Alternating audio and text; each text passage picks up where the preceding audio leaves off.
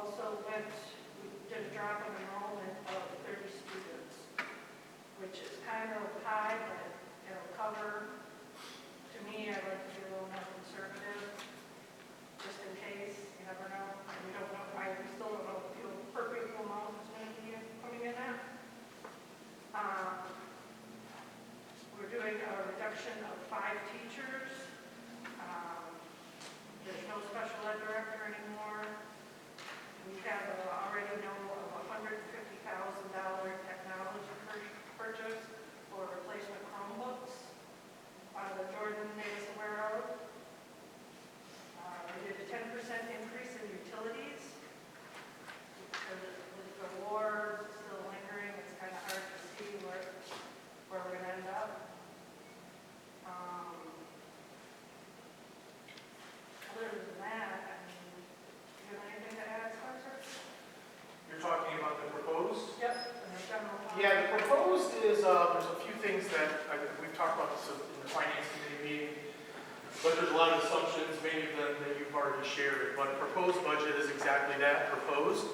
The good thing is that our goal, our challenge was to hopefully start next school year off with a balanced budget. We're not quite at a balanced budget, but far less deficit spending than we did this last year.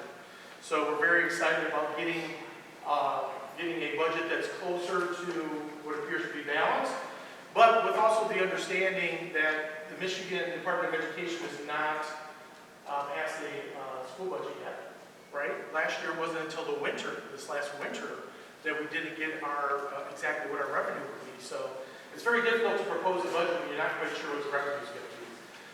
Some of the other assumptions, I think you mentioned them, but I'd just like to reiterate that 3%, this proposed budget is based on a 3% cost of living increase for all 200 employees. So that's going to vary a little bit, right? Teachers might make a little bit more than 3%. Other subgroups, we have 11 contracts that we deal with. Other subgroups might make a little bit less than 3%. But ultimately and eventually, we have to predict something moving into the future, and our prediction is 3% increase across the board for 200 employees here in the school district. I think those were the big rocks for me. Those are the ones that, again, you have to take it for what it is. It is a proposed budget with incomplete information right now. Like I said, the state of Michigan hasn't even completed their budget yet, which is supposed to be due June 30th. And as a matter of fact, tonight we have a resolution on our agenda to encourage the governor to sign that bill prior to June 30th so that all school districts, such as us, can know exactly what we're working for in regards to revenue. So a lot of assumptions. I think we hit the big ones. Did I miss anything? I don't think so. Any questions about the proposed budget? And if you continue on in your book, you'll see there's the food service fund, which John's doing a very good job spending down the excess, because for the state of Michigan, you can't have a big excess in the food service fund. We need to buy dish machines and just a lot of things to make lunch a little smoother. Then beyond the food service fund is the capital project sinking fund, and there is a list of proposed projects that we will spend the sinking fund money on. That could change. If any major changes, I will do the amendment next winter. Then we also have the 2024 and 2026 bond fund, and as you all know, the lion's share of that is going to East Elementary, continuing that project. There's some other renovations we have planned, and Steve also, I think he's going to purchase 2 buses. And then beyond that is the special revenue activities fund, which is more just informational because we are required by the state of Michigan to present that. And then beyond that is the debt service fund, which we pay 2 times a year, and that's more informational as well. On the proposed budget as well, I don't know if you mentioned this, but I would like to make sure that the board is aware. Our enrollment has decreased every year for the past 20 years, if not longer, correct? And I think we did build in the thought that our enrollment is going to go down again next year. Our hope is that it doesn't. Our hope is that it stays level, if not increases, and I know that a lot of our committees have talked about ways to try to increase enrollment, but we're not the only ones suffering in northern Michigan or in the UP. Eastern UP is really struggling. There are a couple schools that are about to shut down or consolidate due to a decrease in enrollment. But the thing that you have to realize is that the way that the revenue system is set up in the general fund, a decrease in enrollment is a significant decrease in revenue. So that's another variable that we're not sure of, but we did predict that we would decrease 30 students next year. So if on average, each student brings about $10,000 in revenue for the general fund. So that's $300,000 that we're projecting that we're going to lose due to a decrease in enrollment. However, our hopes is that it won't be 30. Our hope is that it'll be even, if not increased. And we have added intentionally some programs to try to bring more students into the school district, in particular the pre-K program. We've added 32 pre-K students this year. Not this next year, but the year thereafter, we're hoping to add another section. Right, Deanna? Is Deanna here? There she is. Hi. Okay. So that's another 16 students, and potentially we could even go to, with the renovation going on at the East Elementary, we could potentially go to 4 sections if the student demand was there. So you're going to add a little bit on the front end, pre-K. Also, this is our first year of EMC students that are going to be counted as fifth-year students. Talking with Marty, where's Marty at? What do we got, 10, 12 students? That's $10,000 each. So now we're counting those pre-K students on the front, and we're counting those EMC students on the back. And as all of you know, Chris is here. Where's Chris? Chris isn't here. Chris and I and the board and the committee, curriculum committee, have been talking about how we can expand. We're losing a lot of students and a lot of revenue to like Michigan Virtual and to other virtual platforms that any student in our school district can actually say, they can go to Marty and say, I don't want to go to traditional school anymore. I'm going to go to online schooling, and there's plenty, there's tens, if not hundreds of choices for students, which is unfortunate for traditional schools like our own, where kids can flee and go finish their degree online. So what we're looking to do is expand our footprint online. Marty and I and Ben have been talking about some good ideas to increase that exposure at the high school, and then Chris and I have also looked at partnering with some other local school districts like Vanderbilt that is very interested in sending some of their kids or allowing some of their kids to participate in our online schooling, which would also increase revenue. Anything else, Laura, about enrollment? Enrollment, we're preparing for hopefully, well not hopefully, but preparing for a little drop, or hopefully not drop at all, possibly increase for the first time ever in a long time. Any other big assumptions that the board should be aware of? This is proposed. I don't think so. Okay. I mean, I will present it to you at the next meeting, coming up here shortly, that we did, the deficit we projected in March or February has decreased significantly, so that helps a lot too, because obviously it all carries through. So that's, I think, almost a bigger talking point when we prepare of the final budget for 25-26. Yeah. Do you want me to talk more specifically about that? If you guys have the proposed budget and the final budget in front of you, correct? Yeah, this is for the next meeting, so. Yeah, it needs to be approved at the next meeting. No, the Final. Yes, the final budget. Okay, so we'll talk about that a little bit later? Yep. Okay, On the list. sounds good. Thanks. And if you guys have any questions, if you want to fall asleep easy tonight and read this and have questions, just shoot me an email or call or whichever. I'll get you an answer. Thank you. Yes, Jim, and we don't vote on anything, and this is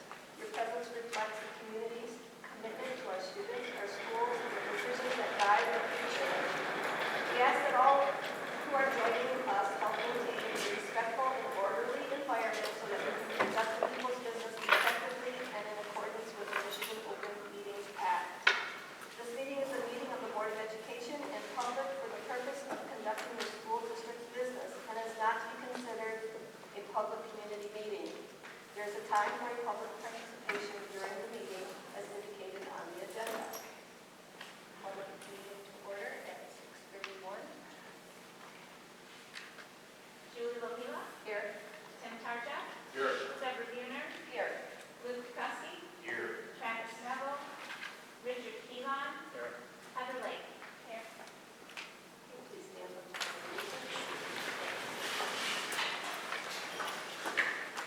I pledge allegiance to the flag of the United States of America and to the republic for which it stands, one nation, under God, indivisible, with liberty and justice for all.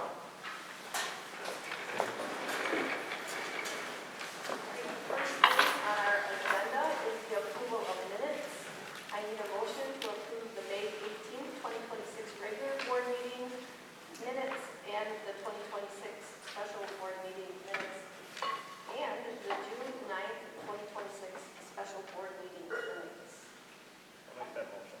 Support. Motion made by Rich, support by Deb. Any questions, comments, discussion? Chris? Luke Cussie, Yep. Richard Keelan, Yes. Tim Tarja, Yes. Deborah Buhner, Yes. Julie Lohila. Yes. Okay, the next thing on the agenda is the board president's report. And I just have a couple of quick things. Tonight, we are going to fill a board member vacancy. However, there are still several vacancies that will be on the ballot in November. In fact, there are 6 at this point. There are 6 that will be on the ballot. So I'm encouraging anybody and everybody you know who you think would make a good board member to get those papers by July 21st and run for a seat. The other thing is we do have on the agenda tonight a resolution to the state on their aid budget, encouraging them to get a budget. They have until June 30th to get a budget, but it doesn't look like it's going to get there. So we're just stating our reasons why we think we need that, and so we don't have to do things like freeze programs, delay hiring, or things like that. So that is coming up on our agenda later this evening. And any questions about any of that? Okay, the next thing on the agenda is the superintendent report. Thank you. I got a few items I just wanted to clarify, talk about real quick, open up for discussion and or questions regarding some of the items that you're going to be voting on in the form of motions here this evening for the board meeting. So let's see, we got a lot of stuff. We got a big agenda, right? We got some interviews tonight. I believe we have 3 candidates for the open board seat, so looking forward to that. But before we get to that, just want to talk about some things that you're going to see in the first I want to bring up Marty. Marty, you're got someone to hire, right? Or no? Yes? You want to come up and talk about that person a little bit? We got 2 individuals that we're recommending for hire tonight, so you guys will get an opportunity to vote on that, make it official. So, Marty, you want to share a little bit about your candidate? Absolutely. She's actually here in the back, so we'll probably bring her up with me too, so everybody can see her at least stand up. And there we go. Everybody, this is Hannah Harris. We're very, very excited to have her joining our staff in the high school. She comes to us with 4 years of experience in the Mokai room. So she's very, very experienced with dealing with students.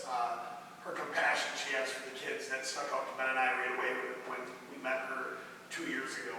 She loves kids, and that's what we want to teach our kids too. So we're going to be in a very, very good spot. Having Hannah bring her experience to the special ed world within our building for this upcoming fall. So she's very eager, very excited, a little bit nervous, she even said, but we're very excited to have her on board, and Schwayne's gaining challenge, giving her her staff. All right. Welcome aboard. Thank you very much.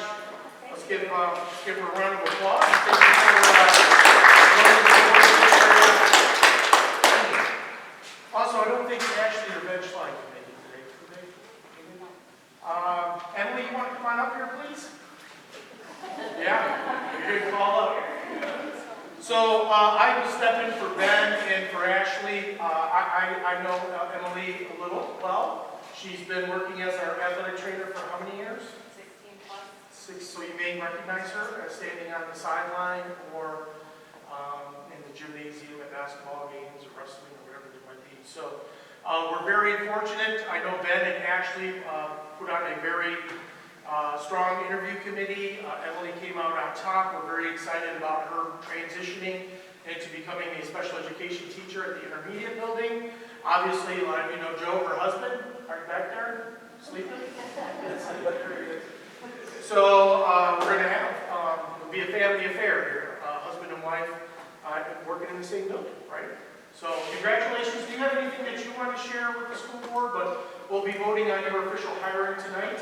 We're really excited about you getting started. Thank you. I'm just excited to continue my experience with the school and the community and just have fun. All right, thank you. Yep.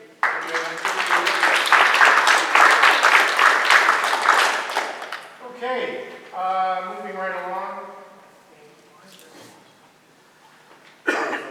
Also, what I want to, you guys are going to get an opportunity. I didn't put everybody's names on there, but we, at this point in time, at the end of the school year, we recognize those teachers that are about to be tenured, and then also you have a list in your notes about those teachers that are first, second, and third year teachers. But these teachers here have completed 4 years. They are up for tenure, which is a big deal. Once you receive tenure after your 4th year, you have a lot of rights as a teacher, right? Non-tenured teachers are not as well protected as tenured teachers. So this is that they deserve this opportunity to become tenured. They've been recommended by their building principals in their buildings. And these are young guys, young gals, right? A lot of them are 4 years. Some of them may have transferred over, like a Bill Nesbitt. When we have a transfer from a previous district who already had tenure, then they can gain tenure in 2 years, which Bill has done for us. I don't think anybody else did. Was there, Chris, do you recall? Not that I No. know. So everybody else this is the accumulation of their 4th year, but we're very excited to bring this group in and get them started as tenured teachers. Any questions about that? We'll be voting on it this evening. Here's the other thing. So we've talked about the 2 teachers that we've hired. We've talked about the 10 teachers that are now becoming officially tenured, which is a good thing. But here's our most recent list of things that we need to fill at the beginning of next school year. So I have denoted the teaching positions in yellow. They're highlighted in yellow. Obviously, all those positions are important. The other positions, some of them are stipend positions or support positions, but the yellow positions are teaching positions, which means we have essentially what left, July and August, to find 3 teaching positions. And I do believe we are missing one, right, Deanna?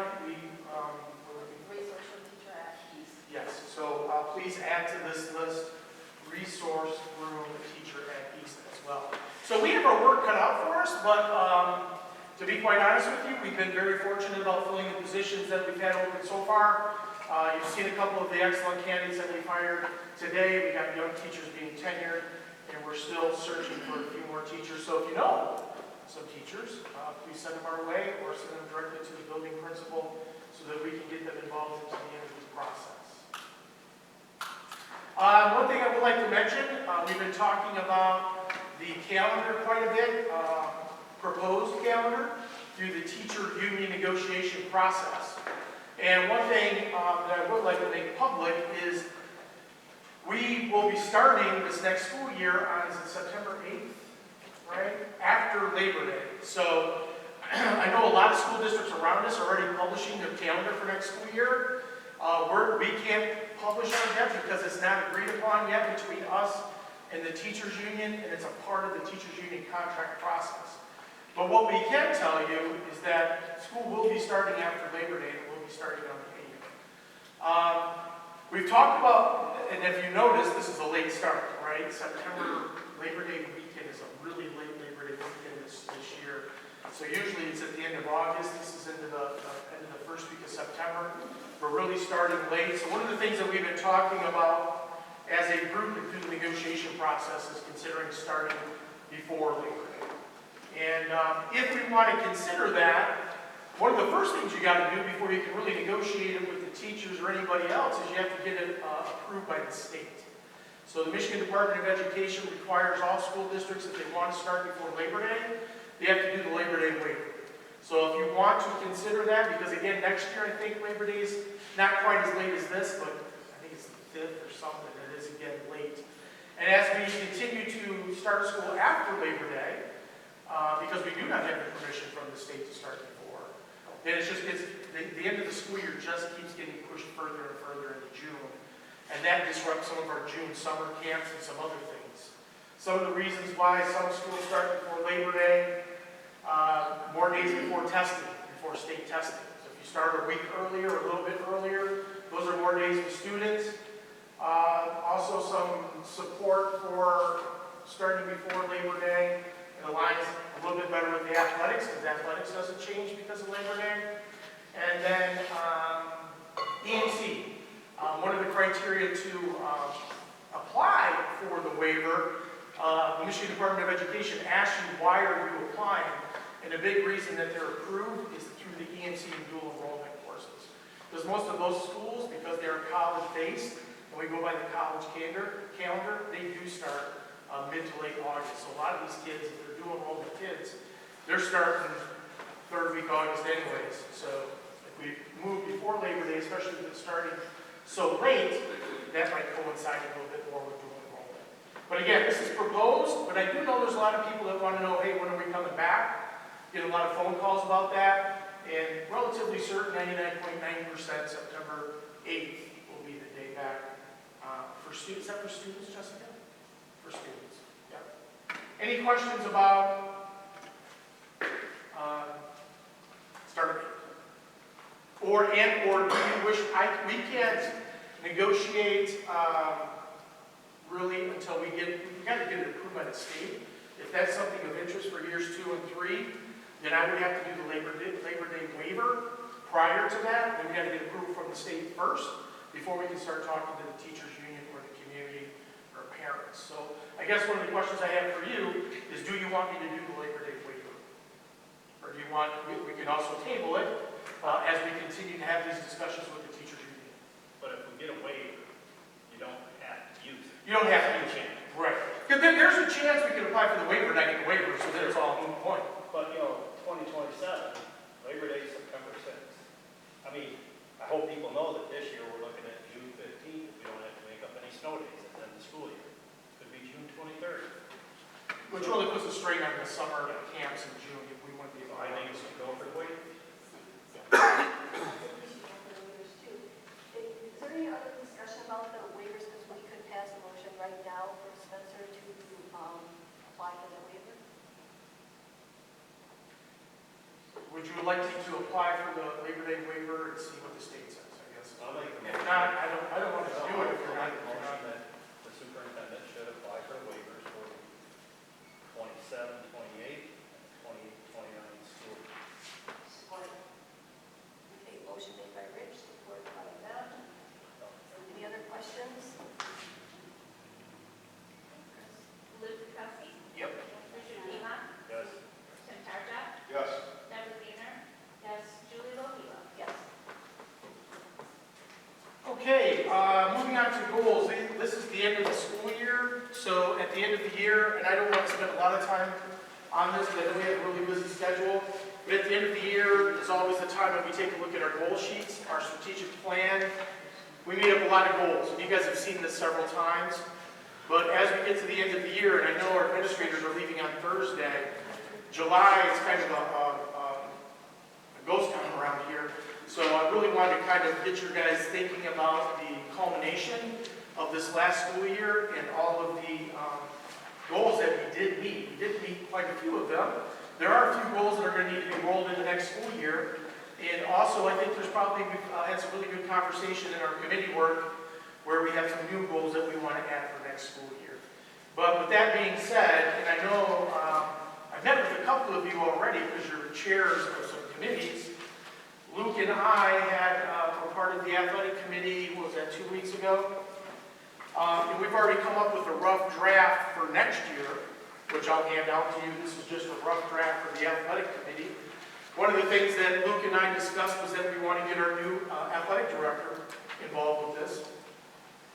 But also we want to get it in the hands of our board members, community members, teachers, coaches, because this is just a rough draft. So at the beginning of next school year, what I hope to do is have new goals from each committee that we can get approved by the school board, so that can be our North Star for next school year. Because this really worked out well, I thought, this school year, because it gave us a lot of direction.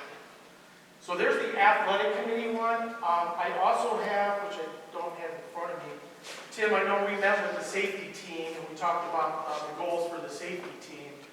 And correct me if I'm wrong, but I think we met every goal that we set for this last year. Is that correct? So I know the safety goals are on there, and we have completed all of those. And we are really looking forward. We had some good discussion at the last safety team meeting about what we want to do next school year. So we're going to have a new list of safety team meetings as well.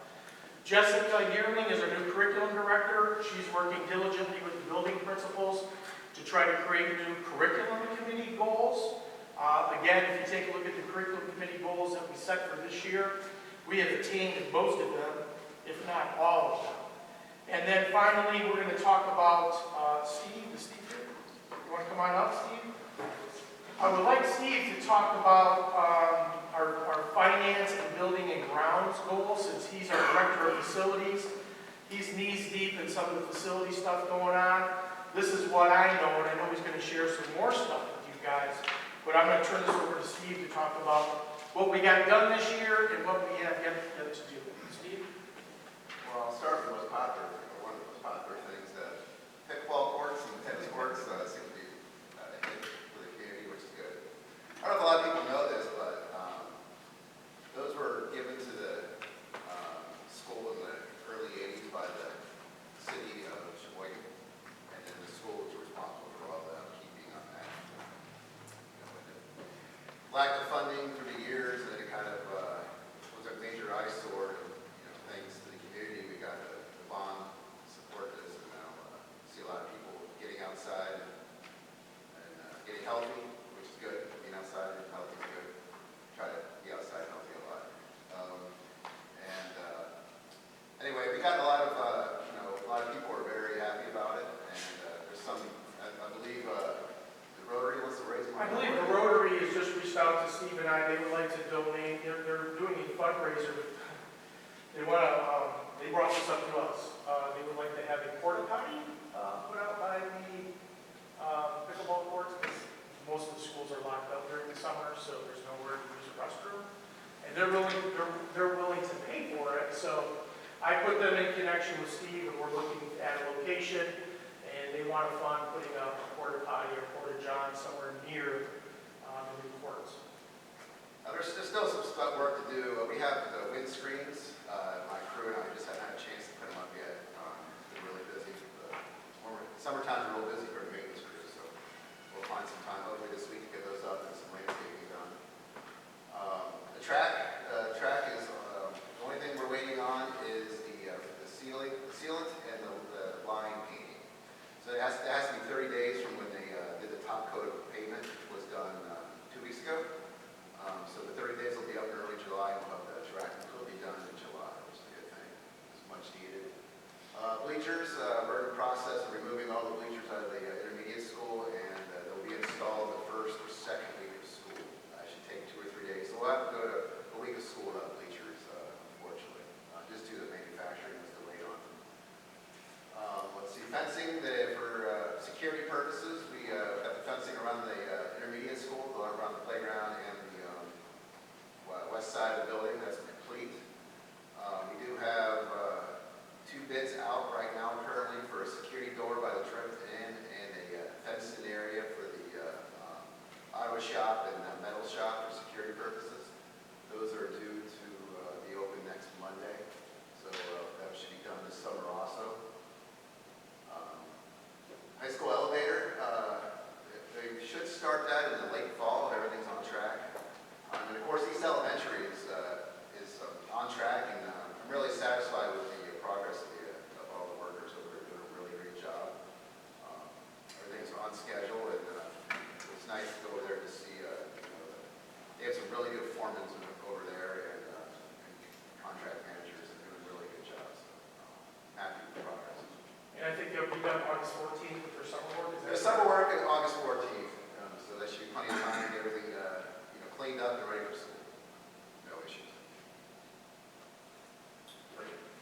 questions for Steve on facilities, things going on? My other big question. Okay, go ahead. Question about the fence on the CAS recess area. Yes. Is it still sensitive? Yeah, that's a piece. Yeah, we have to, yeah, it's, so, yeah. Steve, actually, or not. This, I thought you meant the must, our meetings are, in front of the public, but they are for the board. There is a time of public comment at the end, and our public comment time has changed, our policy has changed so that if you would like to fill one of these out, even at this point, you may do that. If something during the meeting comes up that you would like to discuss, you can do that here. You can fill out one of these forms and do that. So, I'm sorry. I thought. Okay. All right, good. The board have any questions? All right, thanks. Thanks, Steve. But the fencing going around the recess area of the intermediate building is for security purposes. It still will be accessible, much like the track and the tennis courts. But I think the biggest fear Ben Schley and Ashley had was students wandering off the recess area because there is no fence and maybe into the parking lot. Or I know Ben Schley has had on several occasions people from the public want to play basketball in the recess area during the school day, which during the school day, we can't have people in the tennis courts or the big ones. When students are in session during the school year, those facilities are off limits to the public. So we put up signage yet for the pickleball court? I don't think so. Steve, did we put up? Yeah, not yet. Okay, yeah, we're going to put up some signage right now. It's we're not worried about it too much because we are out for summer. Summer school is ending on Thursday, I believe, so we're not going to have any of our kids around. So right now it's kind of first come, first serve. But once school comes back into session, we're going to put up some signage that during the school day it's going to be off limits. But in the evening or on the weekends, we have no problem sharing that with the community. Anything else about facilities? I just want to mention this because this is one of our pillars for the strategic plan that we don't have a committee for. Some school districts that are larger than ours, I've worked in a couple of them. They actually have a position at the district level that's marketing or communication or branding. We're not that big. So it's everybody's responsibility to kind of make sure the communication is getting out to the community and getting out to parents. And we met all of those goals that we set out to do because on the sheet in front of you that I just handed. So we have a whole bunch of things that maybe we want to do again. I don't know if you guys recall last year about this time, we decided we wanted to do some stuff on the radio, which we did in the fall. We did some radio interviews. Some of our building principals got interviewed, right? We did a commercial with Mr. Grisdale. But I will tell you, the bang for the buck for communication. And this is an opportunity because I know we're going to move on to, okay, what's the new ones for next year? But I don't want to forget that Apogee, when I got here 3 years ago, the website was not good, to put it nicely. And we transitioned to Apogee at the end of my first year.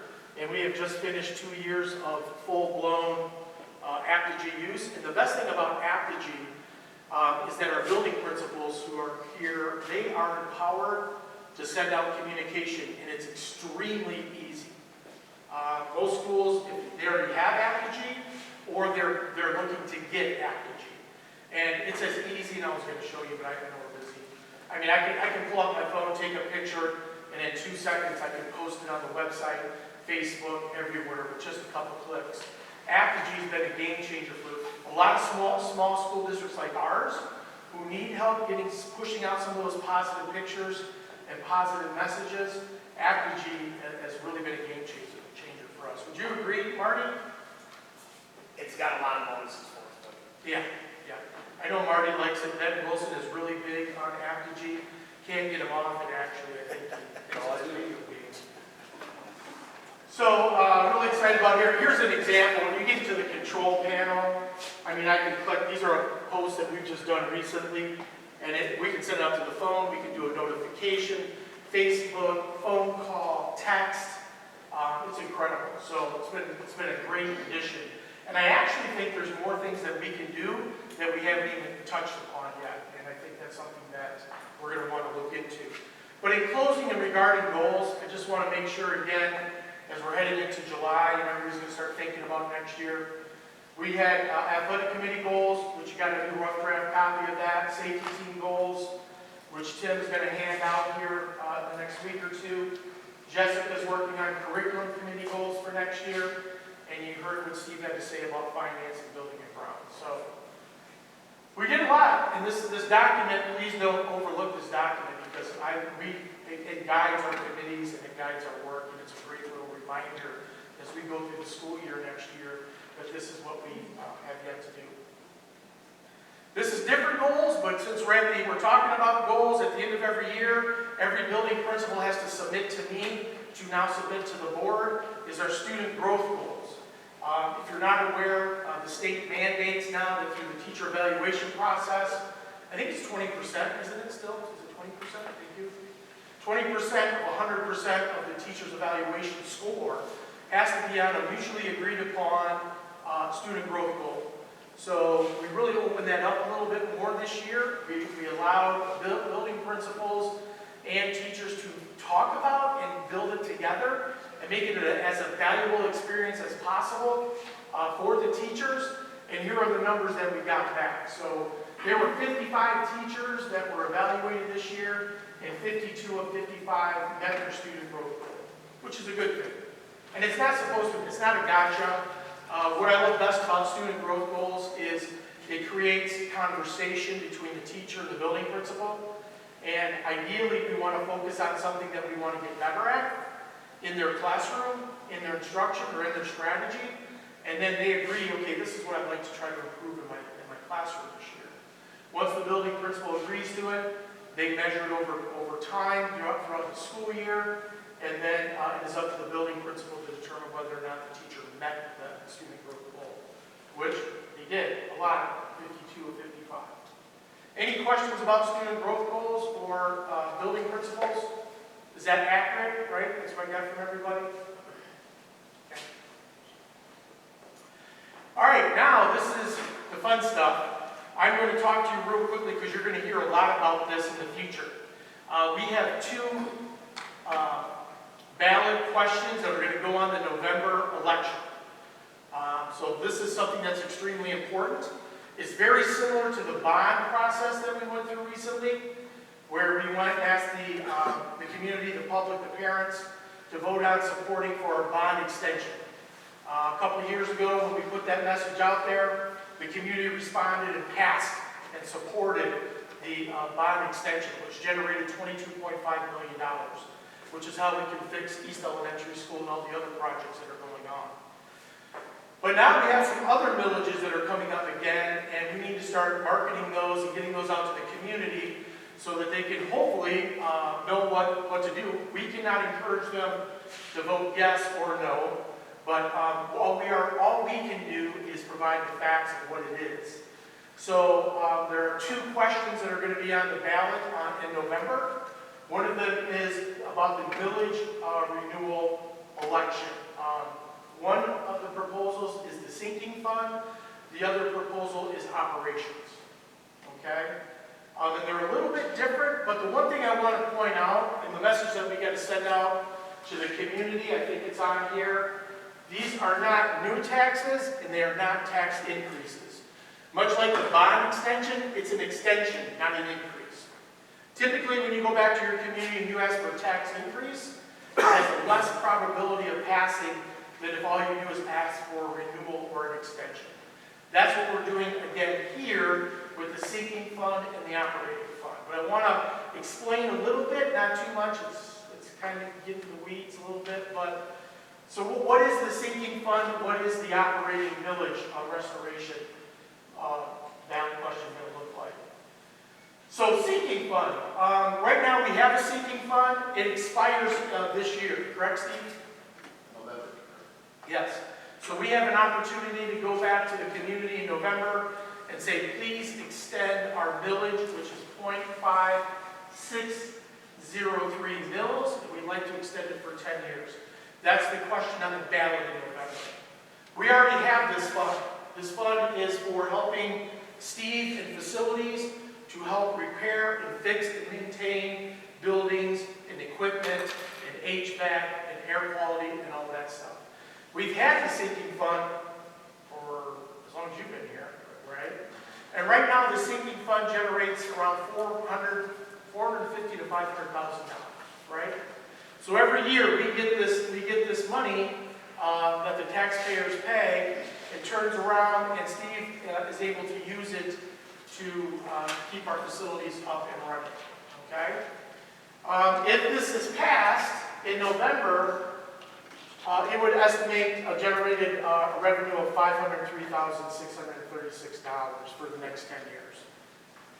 And sometimes this money can roll over, right? Sometimes we can build it up a little bit. I think it was built up a little bit last year, wasn't it? It was during the COVID, because we received a bunch of federal money that I used to have. Instead of sinking funds, use the ESSER fund grants. Right. So you were able to build up a little bit of surplus, right? So the sinking fund, if it is not approved in November to be extended or renewed, then it would fall off the books. This is money also, I will tell you, that we can use for facilities that otherwise we'd have to take out of the general fund. So if we didn't have the sinking fund, or if the sinking fund didn't pass in November, we have stuff to fix everywhere all the time. The bond money is for the new construction and the new renovation. The sinking fund is for maintenance, right, and repair. So that's what that money is for, to keep things up and running. But also I would like to tell you that the state has opened up what you can use sinking fund money for a little bit. And if it's passed in November, we'll have the opportunity to expand the definition of things that we can do with the sinking fund money, which I think typically we use general fund money for. The big ones are school security and technology. Right now, we do not have the ability to use our sinking fund for those expenses, but if we pass it in November, the extension, the renewal, the Michigan Department of Education has expanded the definition to include technology and security, which is huge, because a lot of times security is paid out of 31A, right, which is a grant, and sometimes we don't know how much money we're going to get. And technology, if you recall 5 years ago, when you guys got all that ESSER grant money, you bought a lot of technology. So that was 5 years ago. That technology is coming to an end. It needs to be refreshed to the tune of about $150,000 for this next school year and the year thereafter. So if the sinking fund does pass, and with this expanded definition, we can pick up some of those costs that would otherwise have to go to the general fund. Any questions over that? Again, a little bit more information. Why is it important to renew the sinking fund? It's a replacement of the existing millage. Local funding reduces reliance on the general fund, as I mentioned. So very important. That's revenue that if it's not passed in November, we're going to miss significantly. And again, it's not an increase. It's an extension of what we're currently already doing. The operating millage is bigger. The operating millage is not falling off the books yet, but it will in 2 years. So what we want to do is ask a second question in November, and that question is going to be to allow us to go back to what the legal amount that we can receive in taxation is 18 mills. It's currently been rolled back to 17.6, and it's been rolled back based on something that's referred to as the Headley rollback. And I don't want to, again, I know you're not all finance majors out there, but the Headley rollback, what happens is, and I think I got a little bit more information about what the Headley rollback is, a very short summary. But what happens in a community like ours, when the property tax, your property value increases at a greater rate than inflation, that gap we can no longer tax, right? So what happens is, because property has outpaced inflation, and based on the Headley rollback, they roll back our mills from 18 to 17.6. So what we're asking in November is just to go back to 18, which is the legal maximum mills that you can get. But also, the other thing that you need to realize is that if it's approved by the community, it would generate about $150,000. So that would be $150,000 next school year, $150,000 the year after that. And then after that second year, the operating fund is up for renewal. And 18 mills, I don't know if anybody knows this or not, but we can't function without this. So the sinking fund generates $500,000. The operating fund generates $7.6 million. So this is also something that needs to be renewed in a couple of years. But the question now is we just want to get back that 0.4 so that we can get our full amount of taxation so that we can help pay some of those expenses. So 2 questions on the November ballot. One is sinking fund needs to be renewed, and we want to get back that 0.04 Headley rollback monies that we've lost the last couple of years because property tax has outpaced inflation.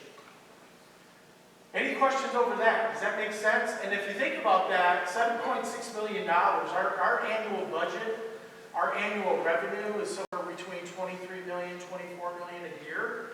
So if we lost $7.6 million, that would be almost a third of our revenue. So we don't have to start talking about it yet because it's a couple of years back. Right now, we're just asking for the rollback to be rescinded. But in a couple of years, we're going to go back out to the community and asking them to approve not an increase, but an extension of the operating fund. Without the operating fund, Sheboygan Area Schools could not function by 2/3 revenue. It would be impossible. So, again, talked about the heavy rollback a little bit. I already mentioned it's based on property tax value. And the original amount, legal amount was 18 mills. And we're losing about $150,000 a year because it's been rolled back to 17.6. So the financial impact of both of these, and again, we're going to start pushing this out. We're going to try to market it. We're going to try to communicate it on Apogee. We're going to try to get it out to the community so that they know when they go in November, they have all the information to make a good vote, hopefully, right? And again, we can't tell them to vote yes or no. All we can do is provide them the facts. And if these don't pass, we would lose out on some of these monies here. So sinking fund, for the next 10 years, we generate over $500,000. The restoration of the 18 mills would bring in another 156. So we're talking about $659,000 based on the ballot in November.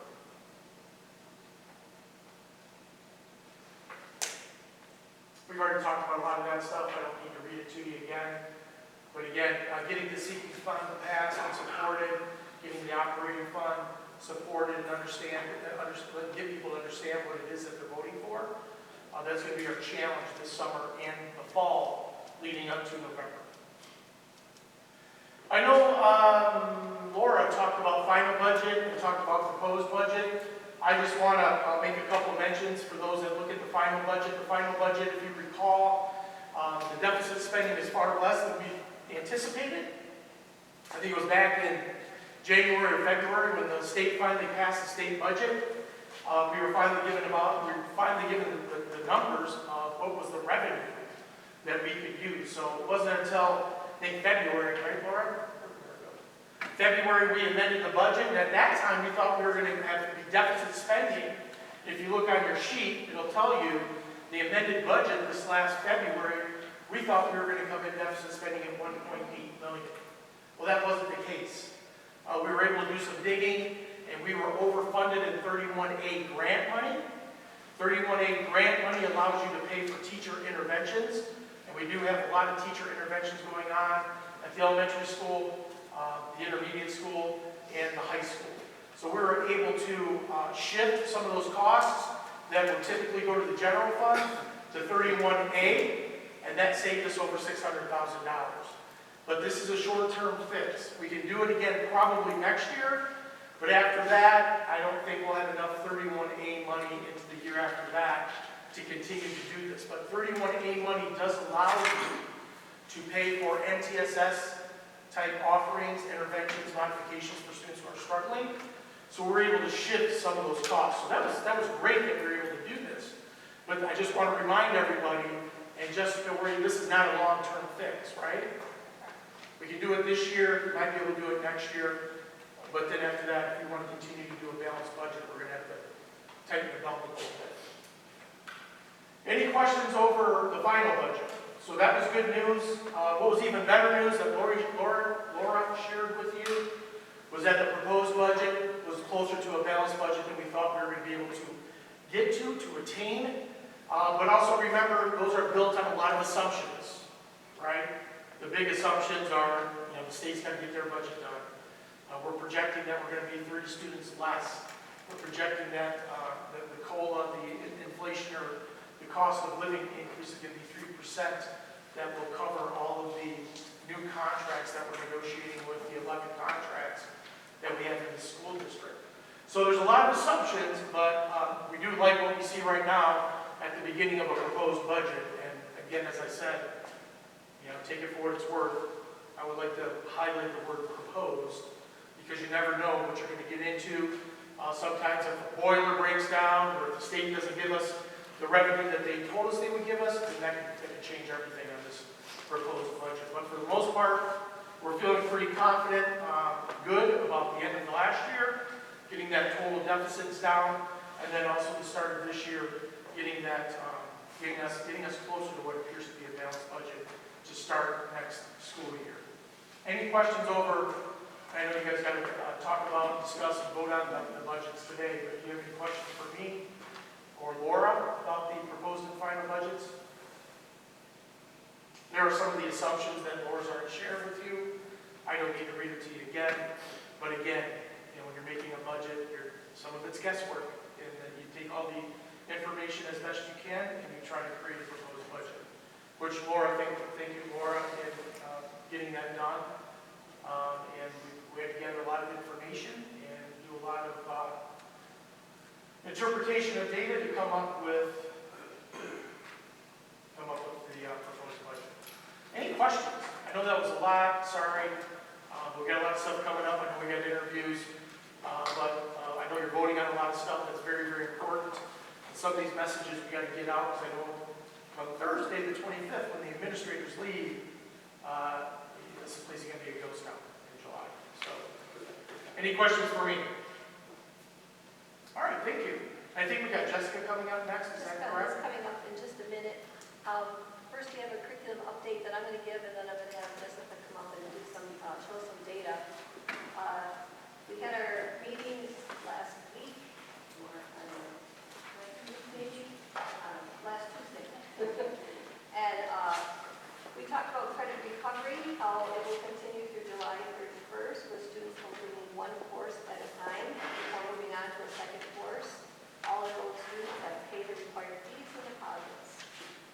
Then we had a discussion with Julie Demuse about truancy, and we've had quite a problem with that, and she's been working on that, and it has been much better this year.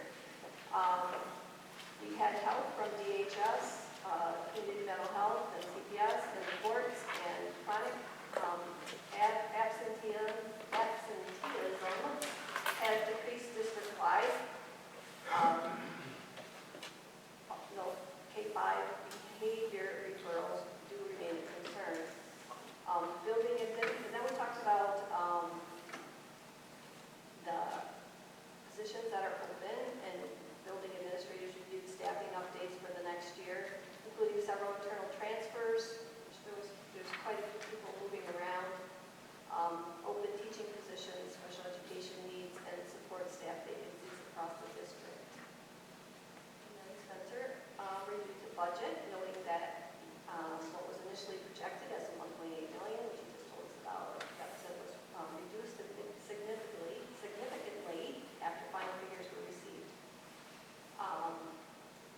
The district will be done school. Spencer also mentioned that today, also after Labor Day on the 8th is when the students' first day. I know I've had a couple questions from the community come to me about, I want to know when the school's ending, when it's starting, when the breaks are. Somebody even wants to know when graduation is next year.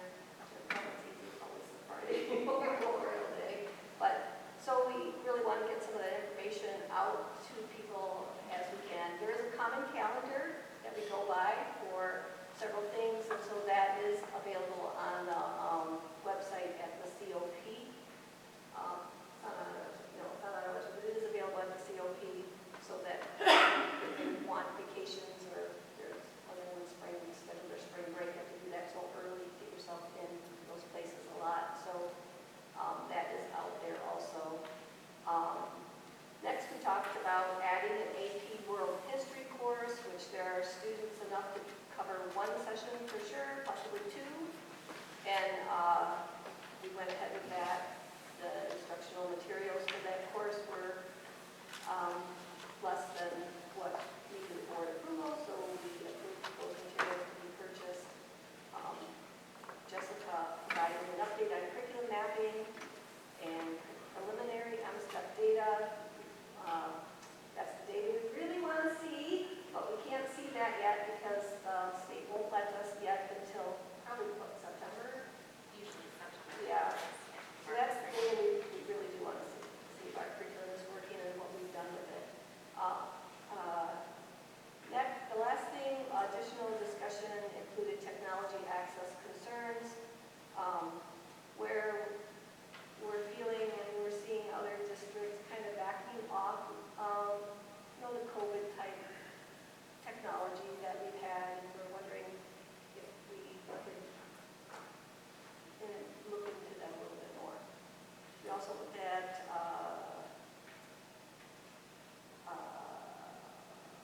support for teachers through curriculum and instructional improvement initiatives. And that was you. And Jessica's going to give a NWEA data review. Yeah, so a couple times a year you see me for NWEA data talking about how our students are doing in growth, and then also how they're comparing normatively across the United States. So that's what NWEA measures. So it's norms referenced. I went through this with you guys in the winter. NWEA is one piece, so we use it as a benchmarking tool. And so when we have NWEA down here, we look and we see which students are not meeting the benchmark. And then we have some more specific screeners that we use. I don't know if you guys can see this very well. To tell us what students need. Do they need interventions? Are they placed in the right classes? And that's a lot of the work that our teachers are doing in their PLC times. We look at formative and summative assessments. So formative assessments are used, they're usually pretty informal. They're telling you how a student is doing kind of in real time. So if you hear teachers talk about exit tickets from a class, or a formative assessment where you've taught the lesson and you give a student a couple questions just to see, are they getting it? Do we need to reteach? And then we make some instructional decisions based on those formative assessments. Summative assessments are at the end of a unit. They also guide instruction, but not necessarily in real time. Then we have state testing, and ultimately our goal is college and career readiness. So we're always moving towards getting students to the point where they are going to be able to be successful in whatever it is that they decide to do post-graduation. So when we think about our district portrait of a graduate, we want them to be able to be successful once they leave the school and are able to start in either further academics or training, postgraduate work, or in a career. There are a lot of different options for our kids these days, which is great. So you'll see there's a lot of green on this, so that is wonderful. When we're looking at, this is math specifically, I just added on, so I know it looks like a lot of information. This is fall here, so when you see there's a little bit of yellow in there, so that's our mean RIT at CAS. So the Rosh unit is the RIT, and that is how the NWEA is measured. So this is our mean for our whole group of students. So the norm is the national norm. This is the CIS mean. And then you can see that by grade level down the side on the left there. In the winter, we see less yellow. We're starting to get to grade level, especially here in kindergarten. And then in the spring, you'll see we are above the national norm all the way across. We see a lot of growth between fall and winter. It's not quite as much in some grade levels from winter to spring. That is really developmentally appropriate, depending on where you are, and we have some different interruptions to our school year in the spring. As you might have noticed this spring, we might have had some days that we weren't here. We test in the winter in January to beginning of February, so just so that gives you a timeline. So the other piece that is really fun for me to look at is our increase over here. This is from fall to spring.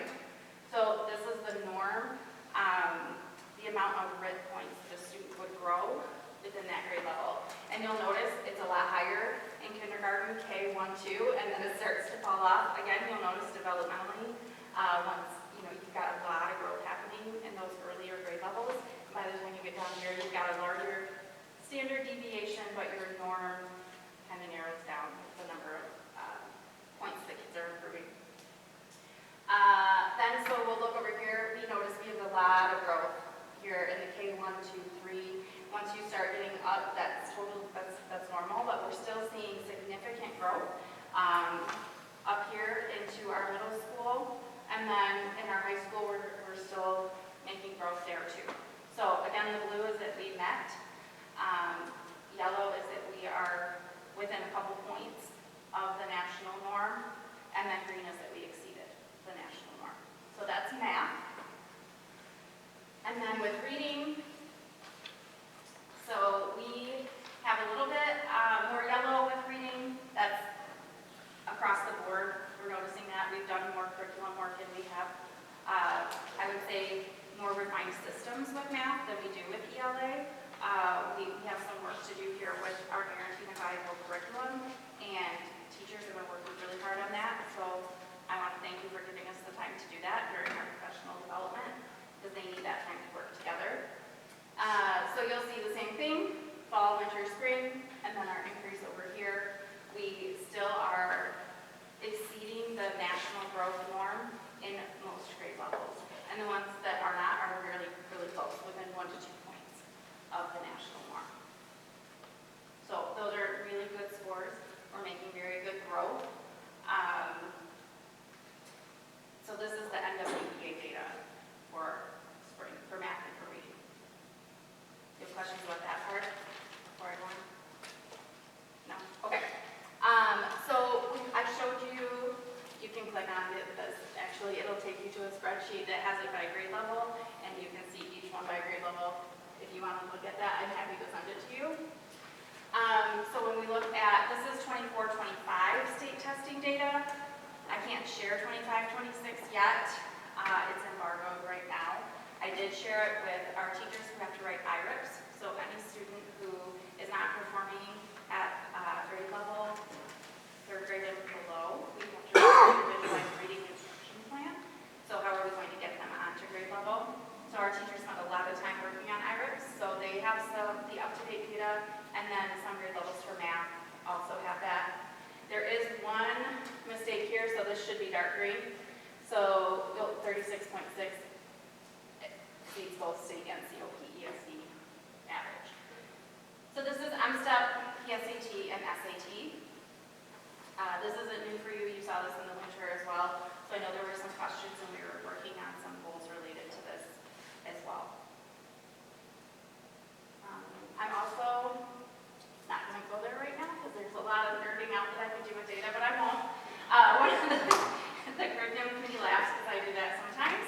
So one of the things I'm really excited about coming up with NWEA is that they are going to have a new report where we can drill down by standard. It was a request that we made with many other districts. I talked with our rep about it, and I said we really need to be able to see by standard, because that's the way we're doing our curriculum work, which students are meeting a standard and which students are not. So in order for that assessment to really help guide what we're doing, we need to have that level of data. And so they listened, which is fantastic. So coming soon, there's going to be a report that's going to project proficiency for each Michigan academic standard in grades 3-8 for math and ELA. So we'll be able to use that data in a more actionable way than we currently can with NWEA to project proficiency on MSTEP. So there are linking studies that I've talked about a little bit before, and I'm happy to geek out with anybody who would like to talk about that, but I'm not going to do it here because I know we have a lot of other things Jessica, to do. is that in addition to this program? That's something that we purchased, or is this something new that they're coming This out will be a with? report that is available in our class profile that we'll already have. Okay. So we'll continue using this. I apply for a grant each year that allows us to continue using this as a testing tool. Great. So. All right. Data questions for me? Yes. The SAT scores are 24, 25, and all the way up to 25, 26. So those are also currently embargoed, so by fall. So September, October, we should be able to have those. I will tell you there were some really great conversations that happened with a couple of our high school math teachers. They might be a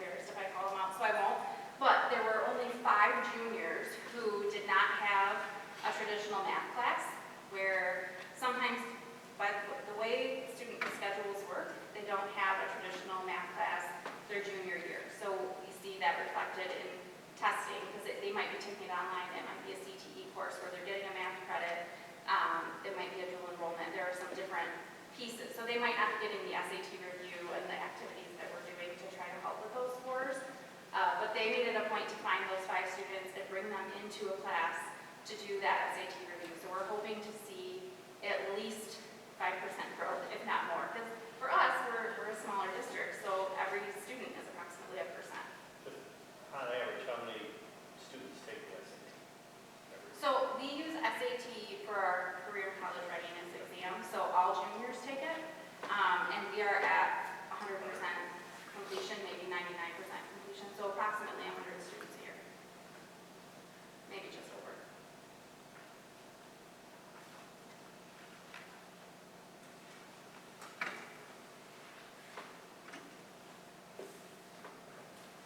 Any other questions for Jessica? Any questions for me? All right, yeah, no problem. Looking forward to that. Yeah, me too. I got notes from when you said maybe do September 1, you said, right? You know what,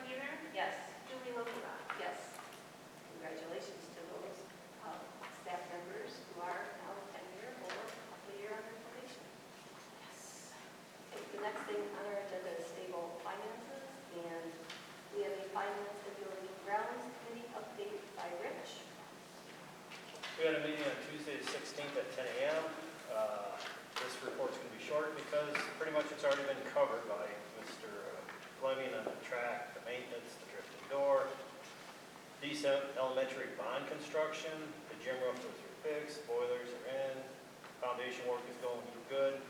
The soil issue that was mentioned a month ago has been remediated, is the best way to put it. Had a heated discussion with Psychologic about why, due to lack of oversight, I guess, my opinion, but that's my opinion. But it was a heated discussion with them. We already went through the budget and enrollment. You guys know the risk. The risk is more than 30 students, or actually, to me, the biggest risk is the state's not going to increase their funding by $250 per student. That seems to be a big risk. We talked about the sinking fund. The best thing about the sinking fund, like Spencer mentioned, we can't use the current sinking fund for any of the safety things we're doing. We only can do it with the new bond. So safety is included in the new one. Transportation is included in the new one, and technology. But we can't use the old one. So we have to kind of run two of them a little bit at the same. We talked about the bond budget, the school projects ongoing, and then we went through some of our strategic plans, reviewed some of them we're going to keep, some of them we're going to improve on the new ones. And then we adjourned at 11:35 Tuesday morning. Questions for Rich? Rich, when you guys came up with that number of 30 that you're going at, I just thought it was.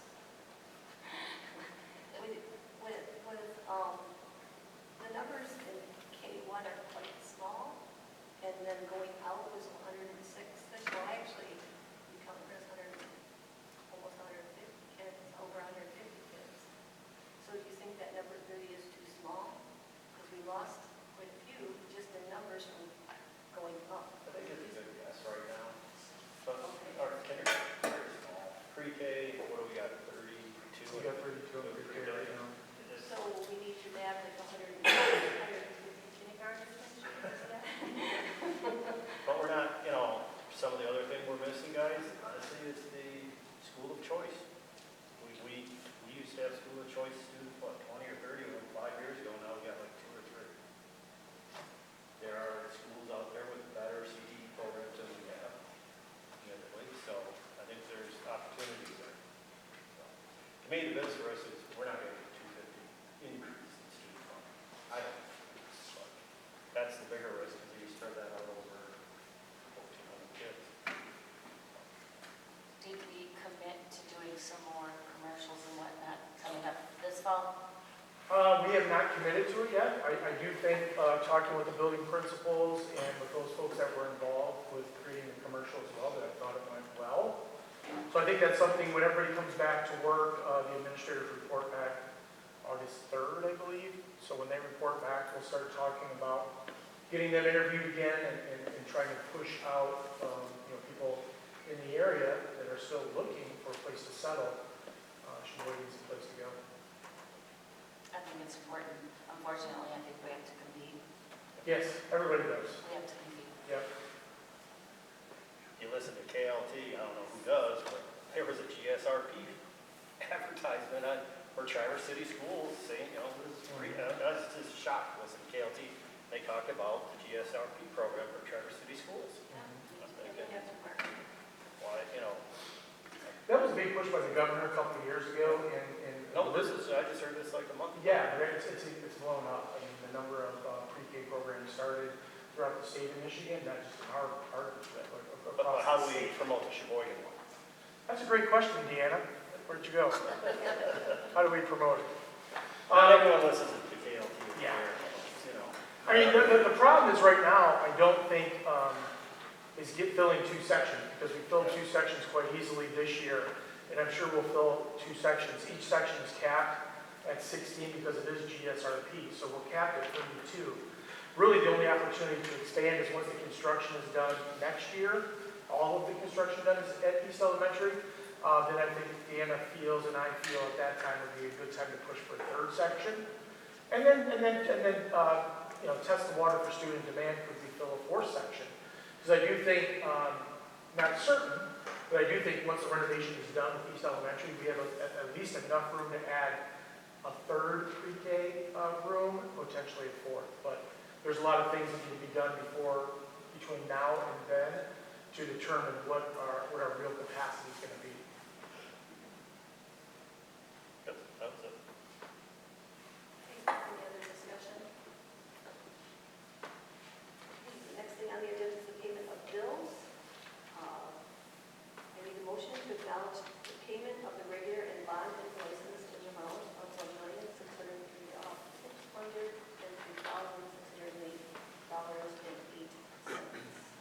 I'll make that motion. Made by Rich, support by Luke. Any discussion? Chris? Luke Kukowski. Yep. Richard Pilon. Yes. Tim Tarja. Yes. Deborah Buhner. Yes. Julie Lovila. Yes. Okay, so we're on to the proposed budget. Everybody has that in front of them. Spencer, do you want to talk about that a little bit? I'm sorry, the final budget? Yeah, I think I talked about it. No, Okay. this one's the Yeah, we're on, proposed one. yeah, Oh, the we're on proposed budget? the proposed. We're good. Okay. Any questions? Anybody have any further questions about that?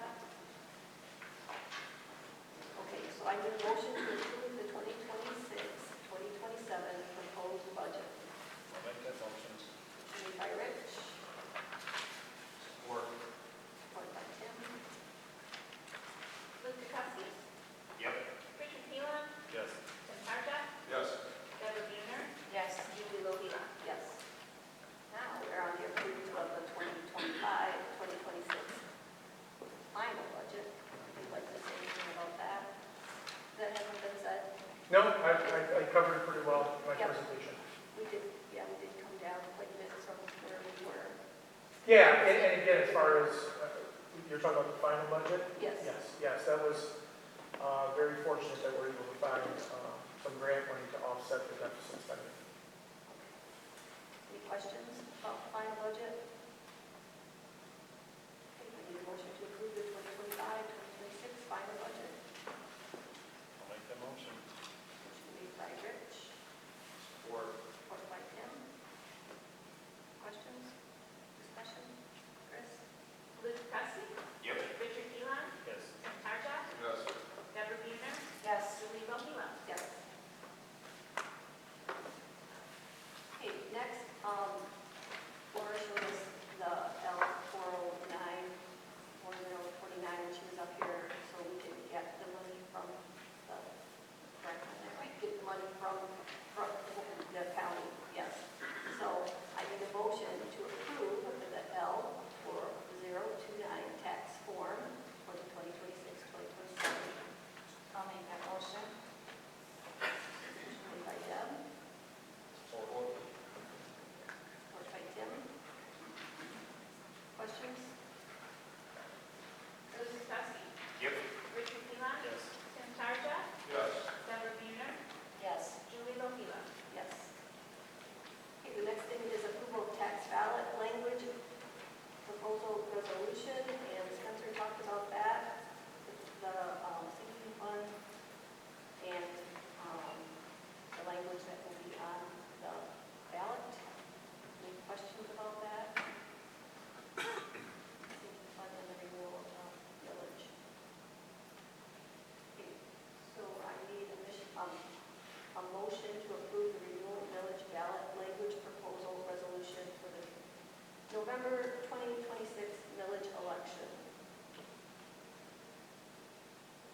I'll make that motion. Motion made by Rich, Support. support by Tim. Discussion? Chris? Luke Kukowski. Yep. Richard Pilon. Yes. Tim Tarja. Yes. Deborah Buhner. Yes. Julie Lovila. Yes. Okay, the next thing on the agenda is approval of the state aid budget timeliness resolution. That's a resolution that MASB has decided, has suggested we send. So I need a motion to approve the state aid budget timeliness resolution requesting the governor and the legislature to approve their state aid budget by July 1st.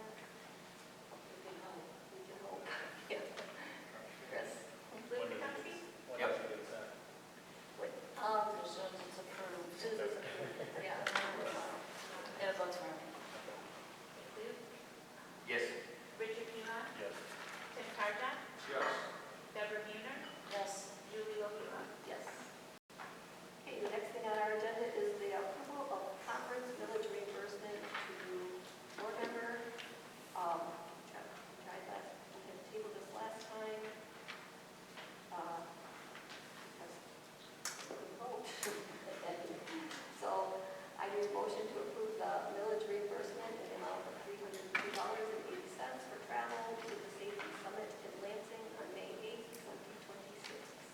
I'll make that motion. Motion made by Rich, Support. supported by Luke. Questions? Chris? Luke DeCrossi, Yep. Richard Pilon, Yes. Deborah Buhner, Yes. and Tim has to abstain.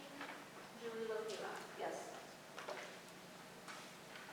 Okay, the next thing on our agenda is the approval of manager contract proposal. In their contract, they follow teachers' increases, so their contract is up at the end of June.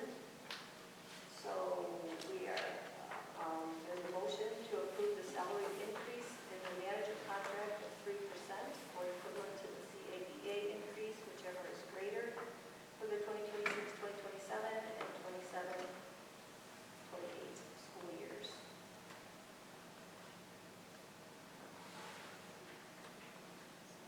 I'll make that motion. Motion made by Deb, Support. supported by Tim. Any questions about that? Chris? Luke DeCrossi, Yep. Richard Pilon, Stay. oh, sorry. Tim Tarda, Yes. Deborah Buhner, Yes. Julie Lopila. Yes. The next thing on the agenda is approval of superintendent contract proposal. Same thing. Salary will be ending at the end of June. So, motion to approve salary increase in the superintendent contract of 3% or equivalent to CAEA increase, whichever is greater for the 26-27 and the 27-28 school years. I'll make that motion. Motion made by Rich, support by Luke. Discussion? Questions? Luke DeCrossi, Yep. Richard Pilon, Yes. Tim Tarda, Yes. Deborah Buhner, Yes. Julie Lopila. Yes. Okay, the next thing on our agenda is a policy committee update by Deb. The policy committee meeting met also last week, Tuesday. We did talk about our Get On Board meeting that we held on June 1st. Just as an update, we did have 7 potential candidates that attended that meeting. We felt it went fairly well. At the end of the night, we kind of asked if anyone felt there was more information, and there really wasn't much of a request, so we chose not to do another one at this time. We briefly talked about a social media policy for the board. We currently do not have one. We discussed adapting the one that current employees use, the policy for them. We've made some revisions to that. Crystal has sent that off to our lawyers. If that is approved by the lawyers and they change the wording, you'll be seeing that coming your way soon. And if we approve that, then Chris will add that with the policy reference to our board operating procedures. We also discussed, because it's come up multiple times, why we don't have attendance requirements for board members. And once again, we have to rely on Michigan law for appointed officials or elected officials. We can't make those kind of rules. We can consider those kind of things in our code of ethics, but again, there's only so many actions we can take as members of the board against another board member. That was pretty much all we talked about, and we adjourned around 3:15. Questions for Deb?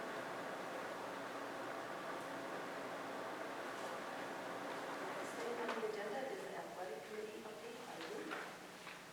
Thank you, Julie. Well, the athletic committee met, we obviously outlined some goals that we have moving forward into the future for our athletic programs. Came up with about 9, 10 good ones as a committee.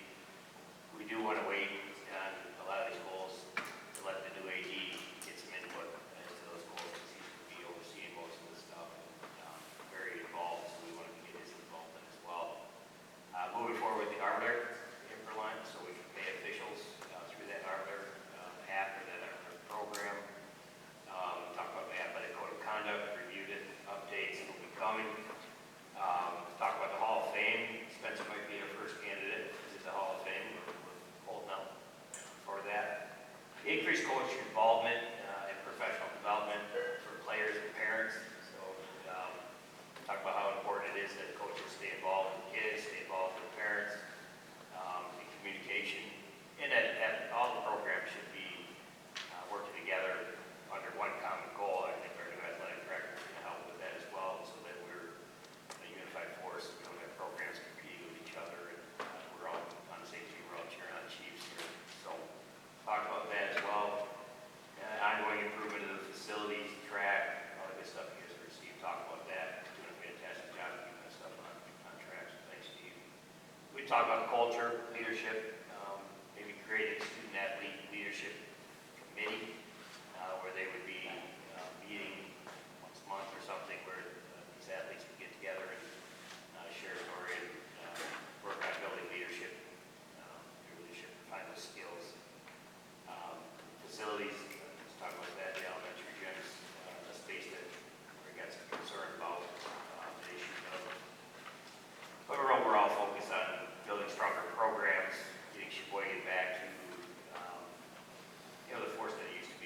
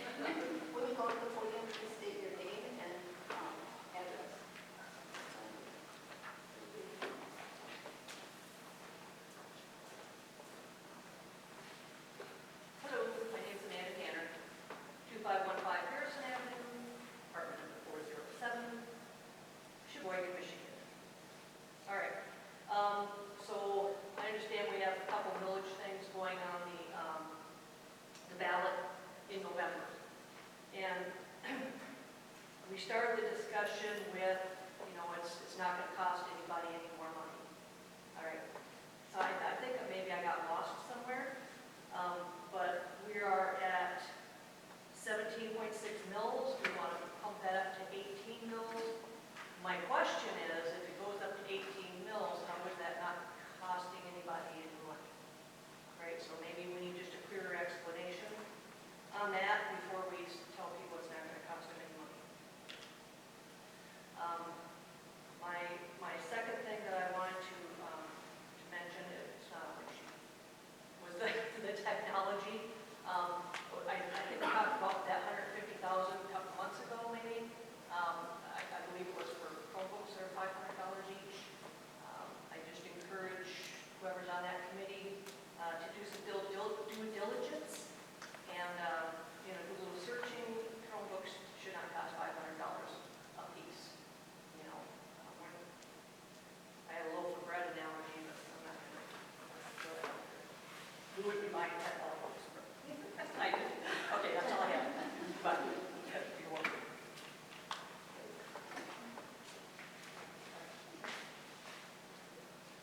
Thank you, Patrick. Ms. Blackman, Sheboygan. I kind of held over these questions from last month. I was going to ask these. Specifically about the East Side project, I'm wondering, I know you can't answer me directly, but hopefully somebody will follow up with me. Where can we find publicly documentation like the plans, the budget, the schedule? I'm assuming those are available somewhere. I wasn't able to find the school board website, but maybe I just missed it. And I wanted to make a comment. I've been to these meetings every month kind of since the whole Mr. Neville debacle. And when we talk about the East Side development, I would like to make a suggestion. I hear a lot of like, it's going great, it's going really good, and no details. And we know there have been some hiccups. There was a problem with, I think, maybe the steel and the mezzanine, and Mr. Pilon said the soil profile wasn't quite right for the site work. And that's fine, I know that happens in a big job, but I would ask for you guys to maybe consider, because our job is to provide public scrutiny, which helps hold the board, the superintendent, and the school accountable, is a little more detailed. I'm assuming, I'd love to see, we meet once a month about this. Okay, on the East Side, these were the main pieces that we worked on this month, maybe a Gantt chart, we're like, okay, we did the site work, we installed steel, we tiled the bathroom, we thought we'd be complete, we weren't, here's what we're doing next month, we ran into this issue, here's how we addressed it, here's what I feel like I walk out of this meeting every month with like no additional information about the $10 million. And I know it's out there, and I'm not saying we're not doing a great job, but when I hear, like especially when Site Logic and stuff is on their Zoom call, I'm like, why are there no more details? Like I've heard a bunch of it's going great, but I'd like to know specifically, month to month, what are we doing? How is it going? What's the percent completion on that task? What's on the docket for next month? That would be really helpful to prove transparency too to the public at large, which helps build trust. So that's one thing I want to say about the East Side. The other thing I wanted to just mention, since we're going to be hearing about a new trustee appointment, I hope that you guys have worked on your process. I hope that it includes more due diligence this time than it did last time. During a meeting, I think 2 months ago, or maybe it was last month, when we hired someone new, I heard Mr. Kukuski kind of jokingly lean over and say, hey, did we check someone's social media? And while that was kind of funny, it's true. So I hope you guys have, I'm sure we have some terrific applicants, but, have we checked references? Have we checked digital footprint? I hope we've done it differently, because I don't want to be back here in a month and find out we've hired someone who is a flat earther, or, thinks science is magic or something. So, and the other comment that I noticed, originally when this whole thing with Mr. Null came up, I went back and watched the interviews, which is kind of interesting. But what I was shocked about, and maybe this is a rule, I don't know, there was no deliberation. It was shocking to me. It was literally like the interview ended and a motion was made. There was no conference. There was no, hey, did you hear this? Well, yeah, but here's another thing to consider. I mean, I've spent more time deliberating an item in a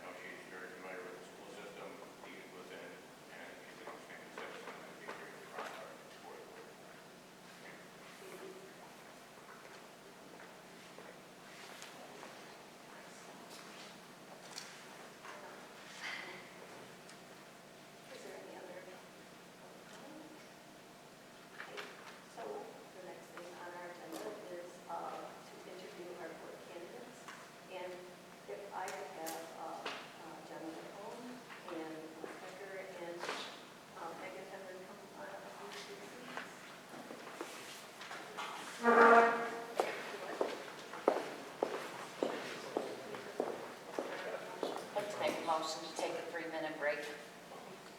Sorry. Okay, 4. We have to vote on it. Motion made by Deb, support by Luke. Chris? Luke McCuskey. Richard Seymour. Yes. Targa. Kim? No. Member Buchanan. Yes, Julie Logan. Yes. some of us have been here since 2:30 today.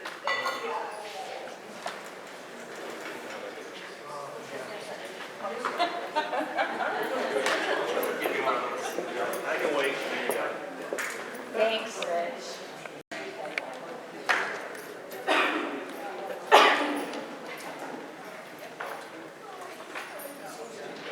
Okay, so here, I'm going to go through and I'm going to explain how so that everybody knows. Here, following an absolute suggested way to do an interview in open session. To do a candidate. So, the first thing we're going to do is we're going to, we'll interview everybody. And then after we interview everybody, we're going to, the board member has a sheet, it has everyone's name on it. They're going to choose their first choice and their second choice. And then we're going to have a discussion about that, why we chose it and whatever. But we're going to have a discussion about whatever we discuss, to make sure that in their mind they have an idea of who they feel would be best to fill the position that we lost. So that's different, the position that we lost. So if, and then every board member will announce their first and second choice. They have to publicly announce that. And then they'll get those to me, I'll tally them up. I will make a motion based on who had the most number ones. That's how I will make a motion. We will vote on it. If we vote on it and it passes, it is what it is. If we vote on it and it fails, then we will vote for the second one. And if it passes, it passes. If it doesn't, and then get that far and we don't have somebody, I'm going to go home and cry. So hopefully it goes the way this is how they recommend that we do this at the NASC. And so first thing that when we get started, the other thing is when we ask the questions, we will go like this way when we start, and everyone will answer the same question. We'll go this way and we'll go this way, so that somebody different is always going first, so that they're not on the spot for their first answer every single time. That's the other thing. Any questions? Any questions from the board? Okay. So, first of all, thank you for your interest in the board, because we are in dire need of people who have interest in the board.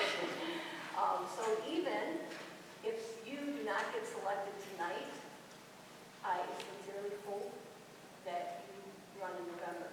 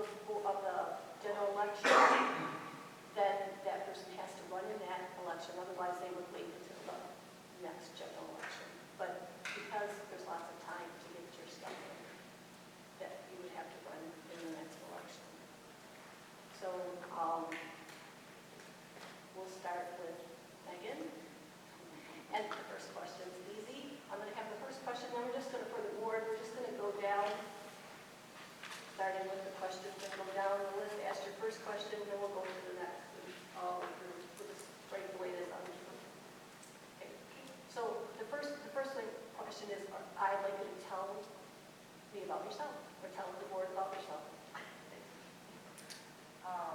Well, I was raised in Johannesburg, Lewiston. I went off to college at LSSU, where I got my bachelor's degree in social work and a bachelor's degree in sociology. I interviewed at quite a few different places throughout the state, and I landed here in Sheboygan 18 years ago. I started with Sheboygan County as a classroom aide,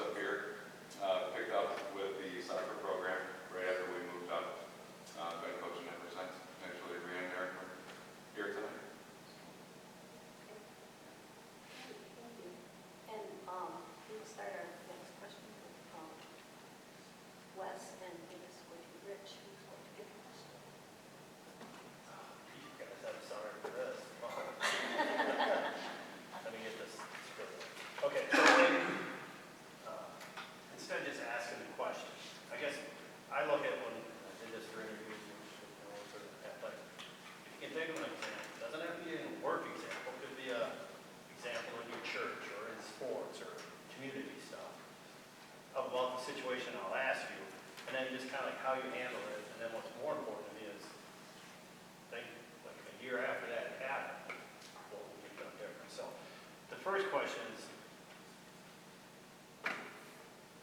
we're such a harmonious group here that you may run in between legitimately opposing points of view. And there will be a difference between your personal point of view and policy or law that is required to uphold as a trustee. In your past, have you been in any of those situations? And then, if not, how would you handle it? That directed towards me first. Yes. Yeah, been in lots of those. Sat on a lot of committees.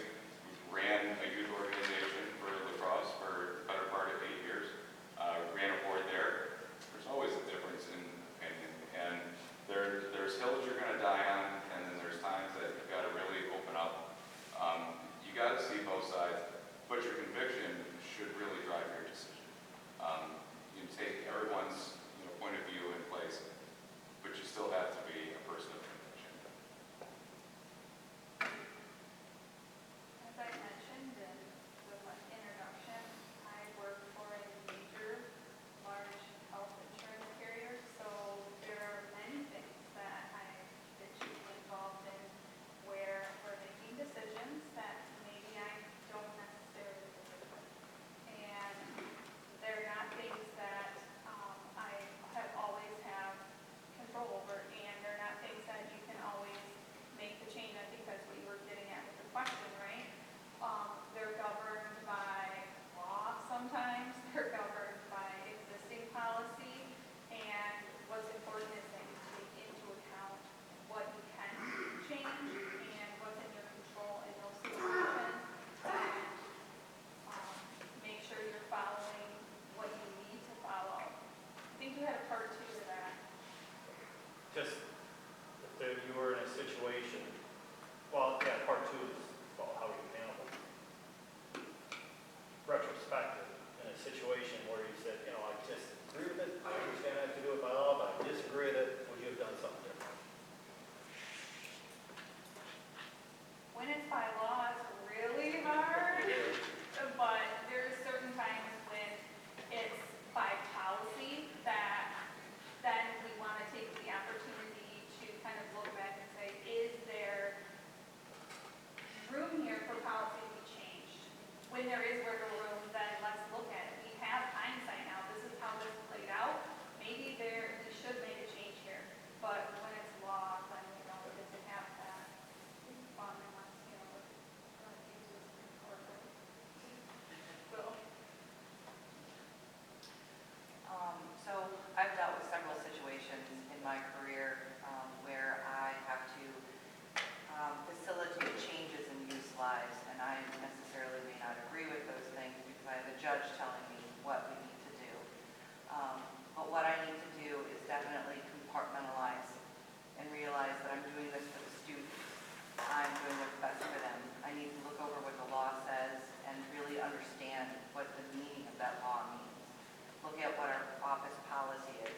I've had an incident or two with our director at the probation department. I work with kids every single day. He does not. And so sometimes our opinion on how things should run are different. And at the end of the day, him and I have always agreed that we may disagree, but that's not going to affect our relationship. We handle things very professionally.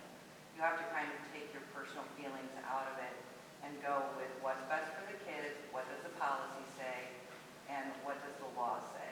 And so that's how I kind of look at things. All right, Deb? We're going to start this time.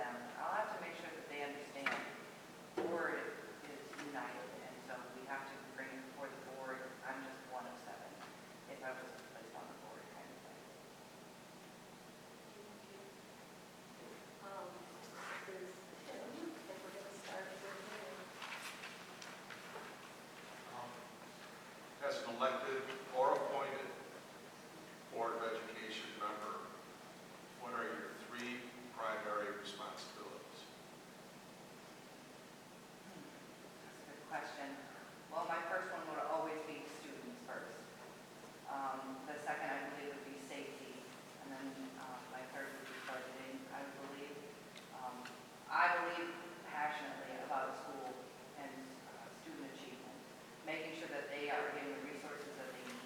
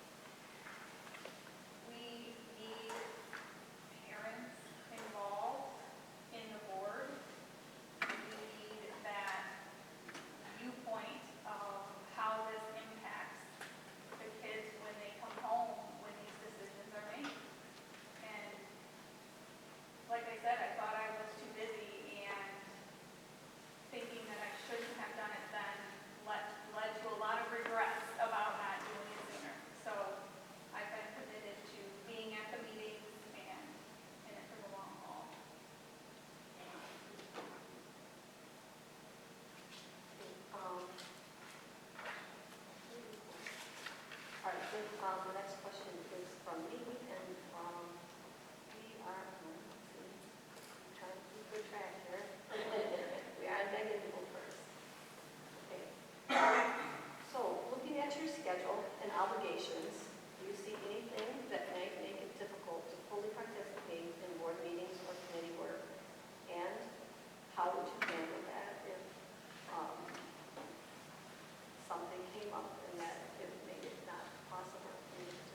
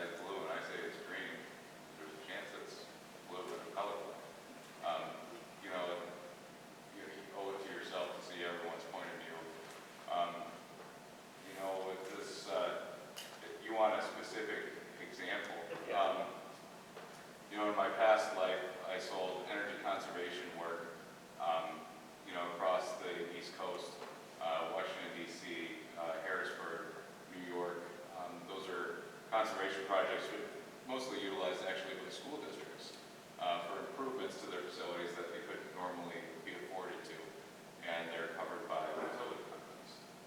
Spencer, maybe you've had some experience with some energy conservation work. It was my job to persuade. You know, we're in sales. You know, there's the engineering aspect of it. There's also the persuasion aspect of it. And there were always people that, you know, don't agree or don't understand how those programs work.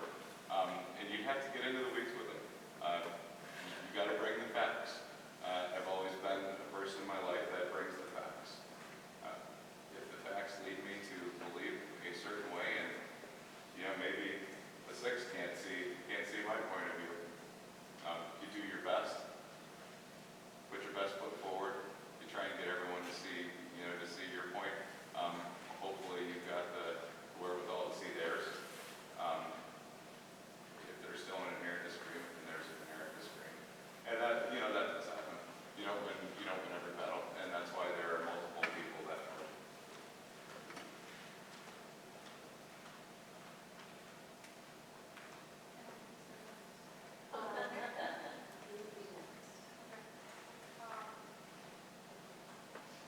I think the basis of the question we're asking is about the after, right, the after effects of it, and, You're on that now. right, so all of the front work is on that, you know, discussing, you know, trying to, the fact finding, the persuasion of, you know, hey, you know, maybe the sky is a little green if you look at it this way, It right? would be fun. So, It would be fun. I hope, so having that upfront, but when a decision is made, the board has to remain as a united front, and you have to, I assume, sometimes swallow your pride and realize that that's the decision of the board, and as a member of the board, you have to be supporting it. And, you know, having worked in a corporate environment, having worked in community organizations, things don't always go your way when, you know, as a professional example, and you know, you're bringing initiatives to leadership and you think this is a great change and they don't see it the way you do and they want to, you know, do it another way, and sometimes you have to get on board essentially with what the plan is that the whole group has put forward.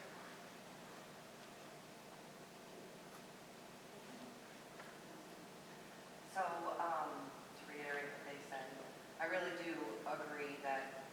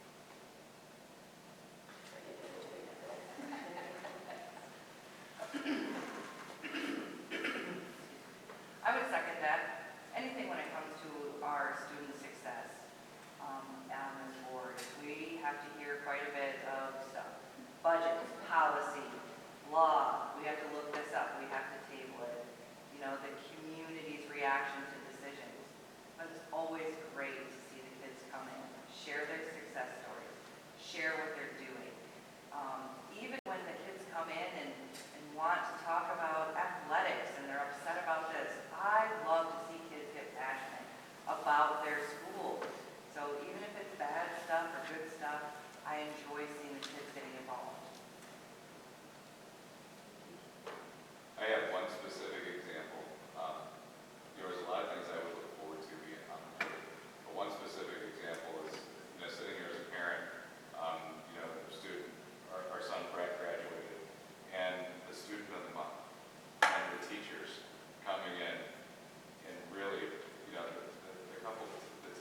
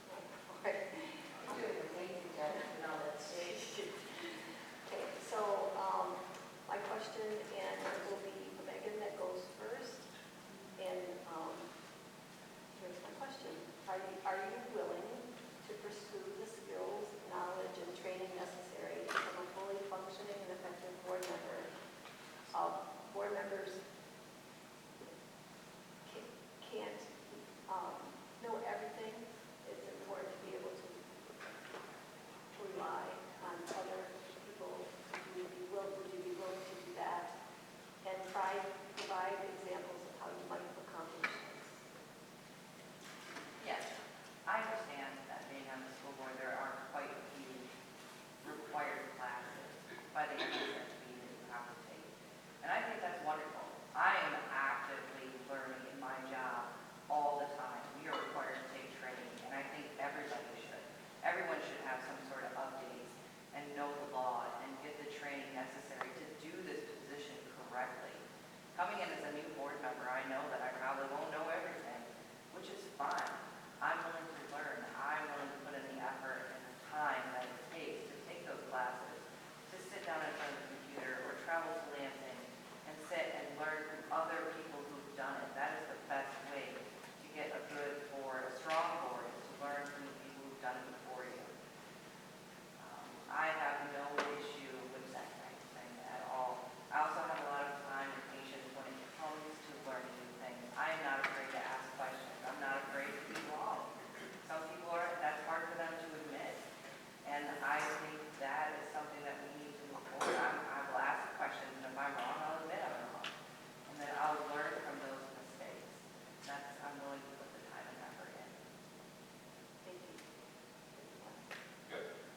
Like I said before, I'm at a point in my life now where I can afford the time to actively invest in what's necessary to be productive. None of us have done it. You know, we're three great candidates. Nobody's been on the school board before. Obviously, there's things we're going to have to learn. You know, I'm hoping there's ample arenas to pick up that knowledge from. Some that you had mentioned previously that I went online and looked at. I'm hoping there's maybe some in-person learning from others, some workshops, things like that. I didn't see a ton of it out there as much as I thought I would when I started to research it, but finally at a place in my life where I do have the time. Yes. Are you willing to pursue the skills, the knowledge, and the training necessary to become a fully functioning, effective board member? Are you able to provide examples of how you might accomplish this? Yes. Also, if you've got to spend time working with the board members and doing the required education, right? The biggest thing is, for me, like this required education, that's not optional, so we need to do all the training that is required to be a board member.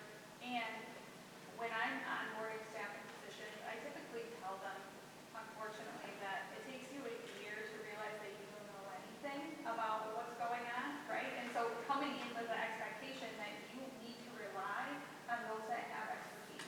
And you need to be able to acknowledge that you're the novice and that you are relying on other board members, especially with committee work. You can't be in every committee because committees can only be committees of 3 or less. So you can't be all the places. You have to build relationships with the other board members and rely on their knowledge and build trust in them and be able to have conversations with them to understand what you need to know in order to be effective in this role.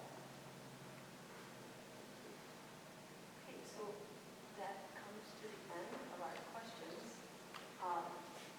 The next part of this is for us to have a discussion as to what exactly we're looking for. Unfortunately, we have 3 great people in front of us, and it's not going to be a very easy decision to make. So I think I can go first, and then what else can kind of fill in what you're looking for, and if you have any questions about other board members, or if you would like to talk about anything to do with the answers to the questions that we just got. I have always felt that finance is not my greatest thing in the world, and school board finance is even harder. So, and also building and grounds, I really rely on that committee, and so I'm thinking the board member we lost had great strength in there, and it was very sad to see him go because of that, because he did a lot of amazing things for our board.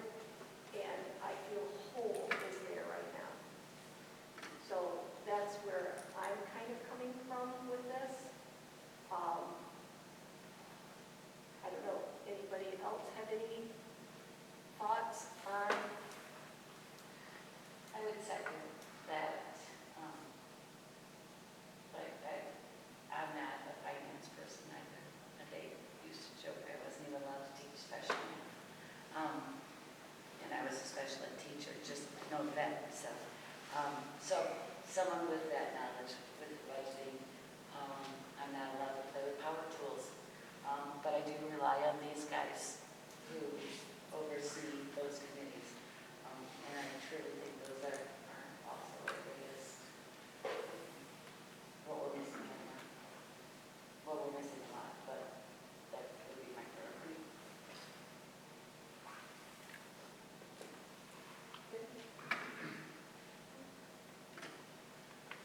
You know, I just think working well with others, being able to trust our other board members, I mean, curriculum committee, you know, I trust you guys to make great choices in respect to that. I give you the information, but the other day you sat down on that committee meeting, you talked it out with teachers and administrators.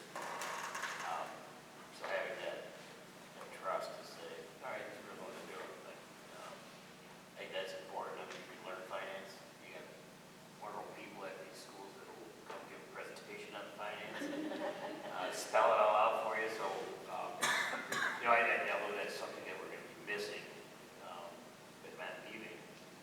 I think that's something that can be learned. It's can we work well together? Can everybody learn to trust each other in those conversations and understand policies and the laws that we're working with? And I've been told a few times that you can't email anybody back, or you can't, you know, reach out to the public or say this or do that. So it's like, okay, well, fine, but I have to trust you guys and, you know, move forward in those, with that knowledge, because, you know, I don't want to run amok with any of the policies or the laws that we have for the open meetings. So It's a lot. It is a lot. It's a lot. It's too much for one person and Exactly. how much they know to really understand it all. We Right. have to trust each other, trust our committees are amazing. We have to trust the committees. Our committees are amazing. So, Rich, anything? I'll let them go. Yeah. So, go first, you said, Rich. Go first, I already got my choice. Oh, look here, look. I think I missed. All you, Rich. All you. Yeah. Well, you know, sort of like they mentioned finance stuff, and to me, what's been frustrating is no one's asking the tough questions of psychological stuff. And it gets very frustrating. And honestly, I'm fully recovered. And it's getting to be stressful coming to this office 15 to 20 hours a week. That's per week. She's here 40 hours a week. Yeah. But I'm only on finance, safety, finance, building grounds, safety. It's the other- Negotiations is taking a lot of time right now, too. So it's getting frustrating spending so many hours per week here. I thought, everyone asks, what do you do when you're retired? I said, I'm busier now than when I work. But it's been frustrating to have, come into a meeting like last Tuesday finance meeting, which it's an open meeting, and to have psychologists sit there and go through this stuff, and it's like, what? And then we got, you know, who's at fault? Is it the geotechnical firm? Is it the excavation firm? And then why are we paying the geotechnical firm if their report is, in my opinion, horseshit? The guy started digging holes and said, we can't do this, so it's wrong. And I can't spend every day at East Side. I can't be involved. I know Steve is busy, but he can't do it all either. But someone's got to be able to hold these outside people accountable. And I just don't have the time. And But it's not your role either. no, but it's frustrating because then we have to answer to the public about why we have to change it. But we do appreciate you asking those tough questions with your background and knowledge. But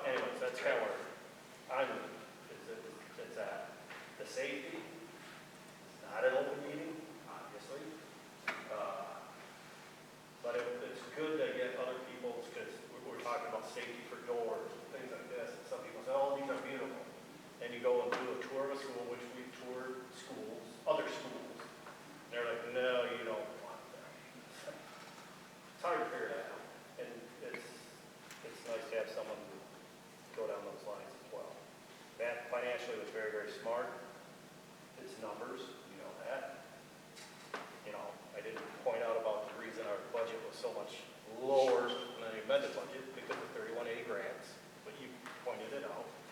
So, you know, it's really just asking questions. That's the biggest thing. But you're right, it's not the school board's job to be at east side all the time, jumping on Steve all the way to jump on. But, you know, it's asking those tough questions. And Matt was always good at asking brutal questions. To tell you the truth.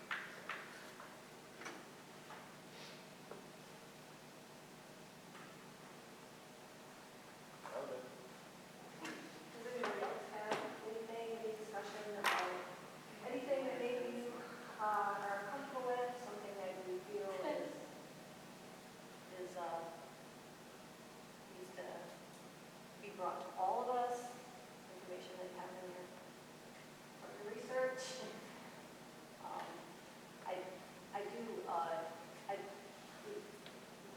The board members had known since Wednesday who we were going to interview, and their job was just to kind of answer the question that was asked earlier. Their job was to investigate these, their job is always to look at information and dissect it as much as possible and get as much information as you can. Again, I'm feeling, I like everything to be all happy and nice all the time, but that's not going to happen right now. But I just want, yeah, I just want everybody to know, and even everyone in this room, that we have there's going to be 6 positions on the board. So if you don't get on the board right now, please put in your application. Okay, so, Julie, I need to ask a tough question, okay. okay? And Luke, I'm going to rely on you a little bit. Oh, boy. I know. It has been brought to my attention, there is concern about Megan having a conflict of interest in her adjudication from the court system as to, and I'm just giving the example that was presented to me, when it would come to a disciplinary hearing, would she have to abstain? Yes. I Okay. would agree with that. And the email that we received from our legal department, I thought was on point. The research that Chuck did on it as well was on point. So I think that would be the one area that would be abstention or back. No. It was, I don't know. Yeah. We should talk about Maybe I something saw different. that. But the other issue is not only kids that are brought before the board, but if Meg would ever have to abstain from anything, that would be with anything with the students in that building, or anything that was happening in that building, or anything that happened between an administrator in that building, or anything, it seems to allow.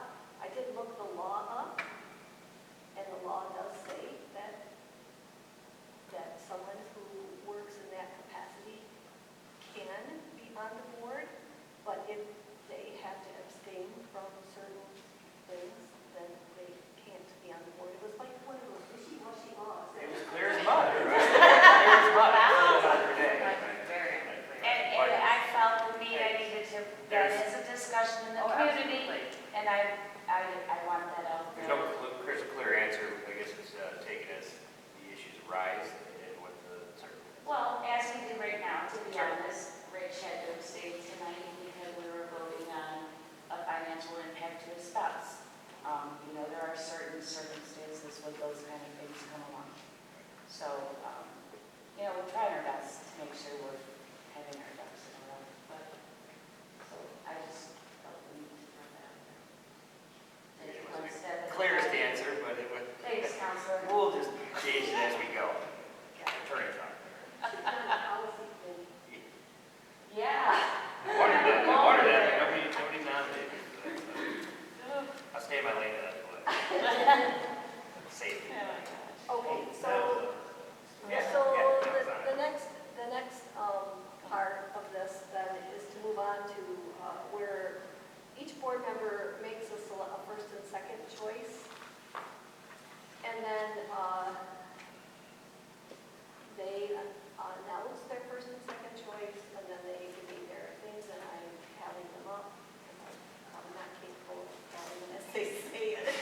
That little rotation did pretty well. So, we'll start with that, so if you just want to take a minute and fill out the form there.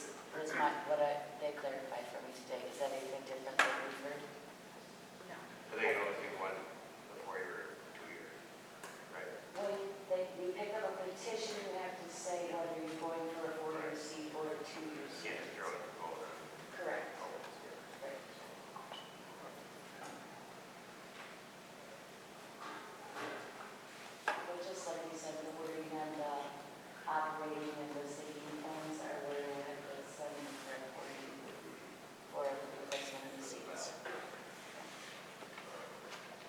I've already emailed Karen. Okay, great. And then I have to deliver something official to by, see, we're all still learning our jobs. I gotta sign it too.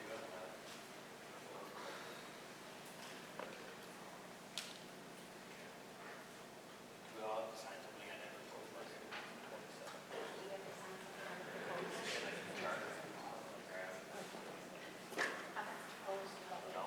I don't. Talk me after.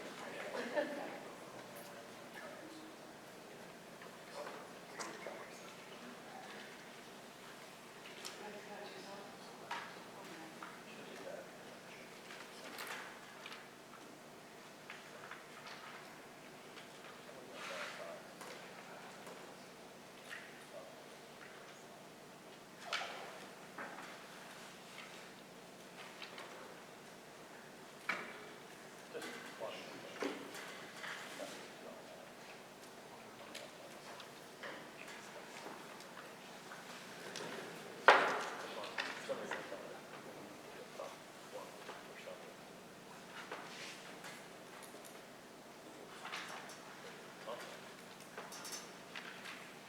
Oh, no, that's what.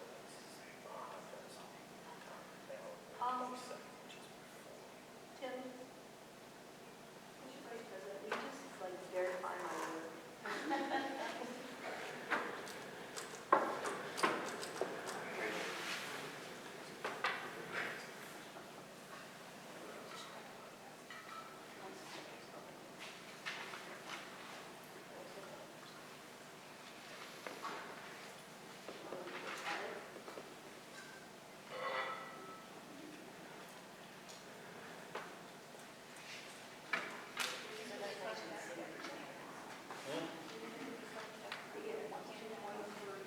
Send daily knowledge. Well, I got some more tough questions. Save them for the Waited time. too long, Rich.